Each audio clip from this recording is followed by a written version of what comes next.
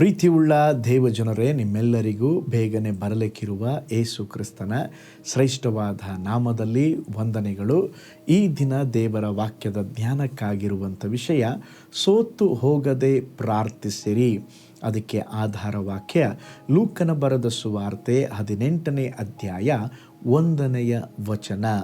ಬೇಸರಗೊಳ್ಳದೆ ಯಾವಾಗಲೂ ಪ್ರಾರ್ಥನೆ ಮಾಡುತ್ತಿರಬೇಕೆಂಬುದಕ್ಕೆ ಆತನು ಅವರಿಗೆ ಒಂದು ಸಾಮ್ಯವನ್ನು ಹೇಳಿದನು. ನೋಡ್ರಿ, ಈಗ ಓದಿಕೊಂಡಂಥ ವಾಕ್ಯ ಭಾಗದಲ್ಲಿ ಯೇಸು ಸ್ವಾಮಿ ಒಂದು ಸಾಮ್ಯವನ್ನು ಹೇಳುತ್ತಿದ್ದಾರೆ. ಒಬ್ಬ ನ್ಯಾಯಾಧೀಶನಿದ್ದನಂತೆ.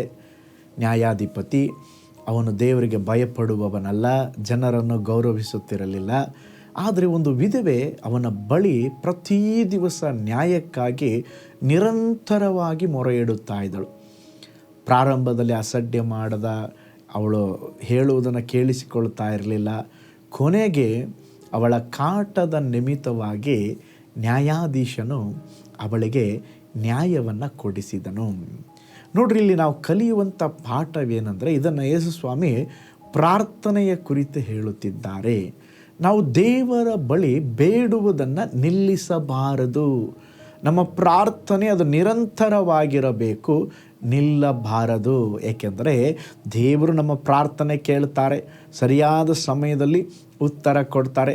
ಅನೇಕ ಸಮಯಗಳಲ್ಲಿ ಏನಂತ ಹೇಳಿದ್ರೆ, ನಮಗೆ ಪ್ರಾರ್ಥಿಸ್ತೇವೆ, ಉತ್ತರ ಸಿಗದೇ ಇರುವಾಗ ನಿರುತ್ಸಾಹರಾಗಿ ಬಿಡುತ್ತೇವೆ.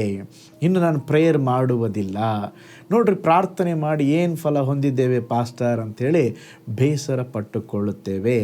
ಪ್ರೀತಿಯುಳ್ಳ ದೇವಜನರೇ, ದೇವರು ಇವತ್ತು ನಿಮಗೆ ಹೇಳುತ್ತಿದ್ದಾರೆ ಏನಂತ ಹೇಳಿದ್ರೆ, ನಾವು ಪ್ರಾರ್ಥನೆಯಲ್ಲಿ ಸೋತು ಹೋಗಬಾರದು, ಬೇಸರಗೊಳ್ಳಬಾರದು.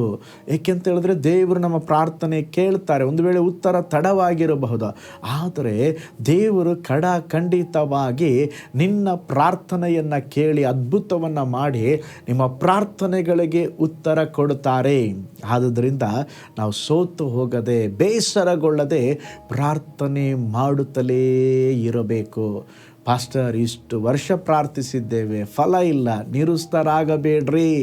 ಹಬಕ್ಕೂಕ 2ನೇ ಅಧ್ಯಾಯ 3ನೇ ವಚನ ಹೇಳುತ್ತದೆ, ತಡವಾದರೂ ಅದಕ್ಕೆ ಕಾದಿರು, ಅದು ಬಂದೇ ಬರುವುದು, ತಾಮಸವಾಗದು. ಪ್ರೀತಿಯುಳ್ಳ ದೇವಜನರೇ, ನಿಮ್ಮ ಪ್ರಾರ್ಥನೆಗೆ ಉತ್ತರ ತಡವಾಗಬಹುದು, ಆದರೆ ಕರ್ತನಿಗಾಗಿ ತಾಳ್ಮೆಯಿಂದ ಕಾದಿರಿ.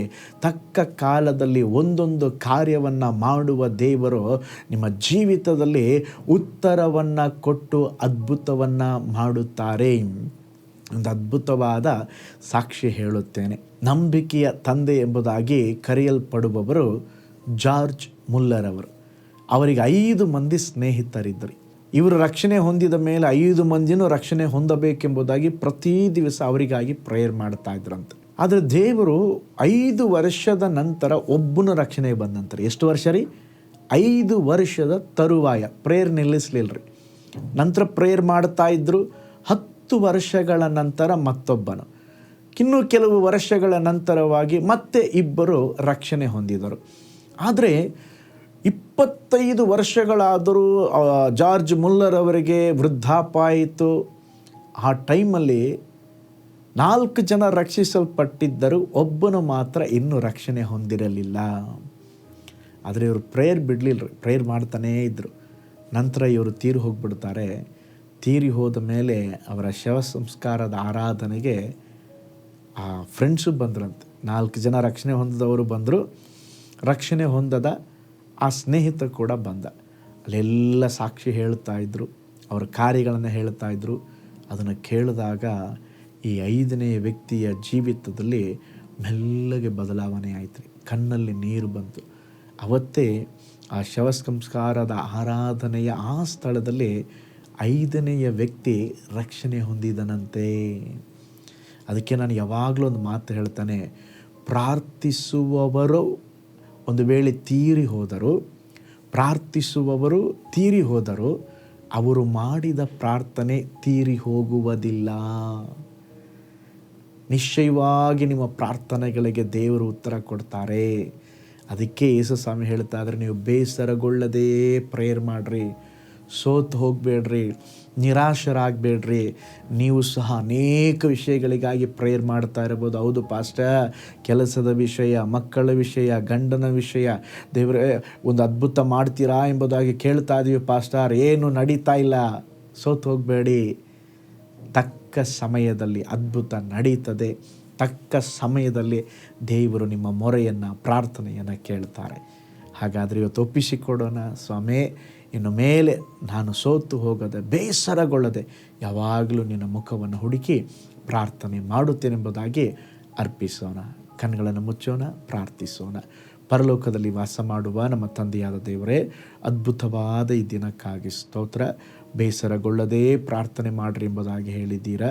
ಅನೇಕ ಸಾರಿ ನಮ್ಮ ಜೀವಿತದಲ್ಲಿ ಬೇಸರಿಕೆ, ಸೋತು ಹೋಗುವಂಥ ಅನುಭವ ದೇವರೇ ಬರ್ತದೆ. ಆದರೆ ದೇವರೇ, ನೀವು ನಮ್ಮ ಜೀವಿತವನ್ನು ಆಳ್ವಿಕೆ ಮಾಡಿರಿ. ನಾವು ಬಿಟ್ಟು ಕೊಡದೆ, ಎಡಬಿಡದೆ, ದೇವರೇ ನಿರಾಶರಾಗದೆ ಪ್ರಾರ್ಥನೆ ಮಾಡಲಿಕ್ಕೆ ನಮಗೆ ಸಹಾಯ ಮಾಡ್ರಪ್ಪ. ಎಷ್ಟೋ ತಾಯಿಯ ಕಣ್ಣೀರುಗಳು ಸ್ವಾಮಿ, ದೇವರೇ ಸತತವಾಗಿ ಪ್ರಾರ್ಥಿಸ್ತಾ ಇದ್ದಾರೆ. ಅವರ ಜೀವಿತದಲ್ಲಿ ಒಂದು ಅದ್ಭುತ ನಡೆಯಲಿ ಸ್ವಾಮಿ. ಈ ವಿಡಿಯೋನ ವಾಚ್ ಮಾಡುತ್ತಿರುವಾಗಲೇ ಯಾರೆಲ್ಲ ಸ್ವಾಮಿ ಒಂದು ಅದ್ಭುತಕ್ಕಾಗಿ, ಬಿಡುಗಡೆಗಾಗಿ ನಿಮಗೆ ಮೊರೆ ಇಡುತ್ತಾರೋ ಒಂದು ಅದ್ಭುತ ಸಂಭವಿಸಲಿ. ಹಾಗೆ ಮಾಡಿದ್ದಕ್ಕಾಗಿ ಸ್ತೋತ್ರಪ್ಪ, ಯೇಸುವಿನ ಹೆಸರಿನಲ್ಲಿ ತಂದೆಯೇ, amen, amen. Praise the Lord. ಹಾಗಾದರೆ ಬೇಸರಗೊಳ್ಳದೆ, ಸೋತು ಹೋಗದೆ ಪ್ರಾರ್ಥನೆ ಮಾಡಿರಿ. ದೇವರು ನಿಮ್ಮ ಜೀವಿತದಲ್ಲಿ ಅದ್ಭುತಗಳನ್ನು ಮಾಡುವರು. ನಾಳೆ ಮತ್ತೊಂದು ದೈನಂದಿನ ಧ್ಯಾನದಲ್ಲಿ ನಾನು ನಿಮ್ಮನ್ನು ಸಂಧಿಸ್ತೇನೆ. ನಾನು ನಿಮ್ಮ ಪ್ರೀತಿಯ ಸೇವಕ pastor Paul Joy. God bless you. ಕರ್ತನಲ್ಲಿ ಪ್ರಿಯರೇ, ಈ ಸಂದೇಶ ಮತ್ತು ಪ್ರಾರ್ಥನೆ ನಿಮಗೆ ಆಶೀರ್ವಾದಕರವಾಗಿದ್ದರೆ, ದೇವರು ನಿಮ್ಮನ್ನು ಪ್ರೇರೇಪಿಸಿದರೆ, ನಂಬಿಕೆಯಿಂದ ಸಾಗುವ ಈ ಸೇವೆಗೆ ನಿಮ್ಮ ಅಮೂಲ್ಯವಾದ ಕಾಣಿಕೆಯನ್ನು ಬಿತ್ತಿರಿ. ಪ್ರೀತಿಯ ದೇವಜನರೇ, ವಾಯ್ಸ್ ಆಫ್ ಹೋಪ್ ಮಿನಿಸ್ಟ್ರಿಯ ವತಿಯಿಂದ ಕೋರಮಂಗಲದಲ್ಲಿ ಪ್ರತಿ ಭಾನುವಾರ ಬೆಳಿಗ್ಗೆ 9:30ಕ್ಕೆ ಕನ್ನಡ ಆರಾಧನೆ ನಡೆಯುತ್ತಿದೆ. ಆತ್ಮಭರಿತವಾದ ಆರಾಧನೆ, ಮನಮುಟ್ಟುವ ಸಾಕ್ಷಿ, ಬಲಪಡಿಸುವ ದೇವ ಸಂದೇಶ. ಬನ್ನಿ, ನಮ್ಮೊಂದಿಗೆ ಭಾಗಿಯಾಗಿ ಕರ್ತನನ್ನು ಆರಾಧಿಸಿರಿ. ನೂತನ ತಿಂಗಳ ಆಶೀರ್ವಾದ ಕೂಟ ಪ್ರತಿ ತಿಂಗಳು ಮೊದಲ ದಿನ ಸಂಜೆ 7 ಗಂಟೆಗೆ. ಪ್ರತಿ ತಿಂಗಳು 2ನೇ ಶನಿವಾರ ಬಿಡುಗಡೆ ಉಪವಾಸ ಪ್ರಾರ್ಥನೆ ಕೂಟ ಬೆಳಿಗ್ಗೆ 10:30ಕ್ಕೆ. ನಿಮಗಾಗಿ ಪ್ರಾರ್ಥಿಸಬೇಕೆ? ನಿಮಗೆ ಯಾವುದಾದರೂ ಪ್ರಾರ್ಥನೆ ಮನವಿಗಳು ಇರುವುದಾದರೆ ಕೆಳಗಿನ ನಂಬರಿಗೆ ಕರೆ ಮಾಡಿ ಅಥವಾ ವಾಟ್ಸಪ್ ಮಾಡಿ. ಈ ಆತ್ಮಿಕ ಸಂದೇಶಗಳು ನಿಮಗೆ ಆಶೀರ್ವಾದಕರವಾಗಿದ್ದರೆ ಲೈಕ್ ಮಾಡಿರಿ. ಇಂಥ ಅದ್ಭುತ ಸಂದೇಶ ಪ್ರತಿದಿನ ನೋಡಲು ಬಯಸುವುದಾದರೆ ಸಬ್ಸ್ಕ್ರೈಬ್ ಮಾಡಿ ಹಾಗೂ ಇತರರೊಂದಿಗೆ ಶೇರ್ ಮಾಡಿರಿ. ಕರ್ತನು ನಿಮ್ಮನ್ನು, ನಿಮ್ಮ ಕುಟುಂಬವನ್ನು ಆಶೀರ್ವದಿಸಲಿ.